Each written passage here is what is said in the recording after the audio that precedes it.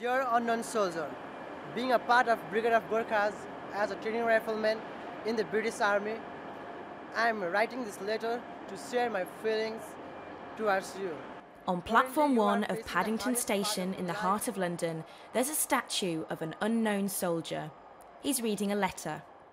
This is Charles Jagger's statue of an unknown soldier. It was erected in 1922 by the Great Western Railway Company to remember their 2,500 employees who died during the war.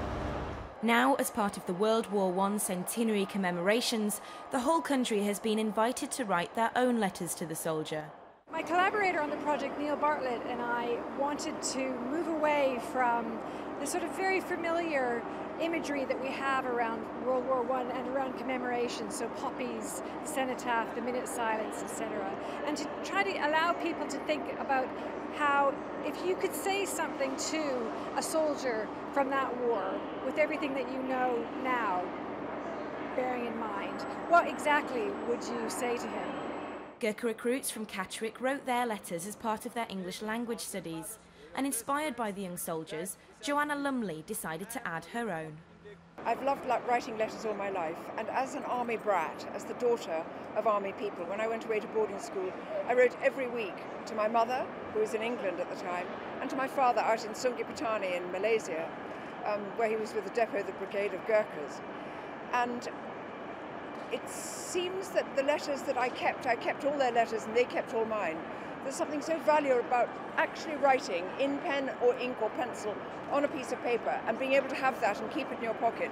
It makes it different from sending an email or a text or something. It's got quite different, almost mystical feeling that those hands have touched that paper and somehow you're connected more with them. So I was very touched to write a letter to an unknown soldier. And of course I'd focused my letter on the idea that he was my son, because I've got a son. And I know how I would have felt if I'd had to send him away to war. Dear boy, I can't stop thinking of you as you head off for the great adventure in France. You look very marvellous in your uniform. It is funny how a uniform turns a boy into a man so quickly. I thought about the old instructions that they used to give soldiers in the old days. Don't write gloomy things. And from home, don't write and say the cat's ill again and I'm having such a problem with the laundry and little Jessie doesn't like eating pudding and everything. Don't write gloomy things, just write about the lovely things. Say, the primroses are coming up and next year maybe we'll see them together. And there's something very sweet and touching and uncynical. It was a time of no cynicism. The soldier has received over 5,000 letters so far from school children, writers, students, actors, musicians, amongst them Stephen Fry, Sheila Hancock and Andy McNabb.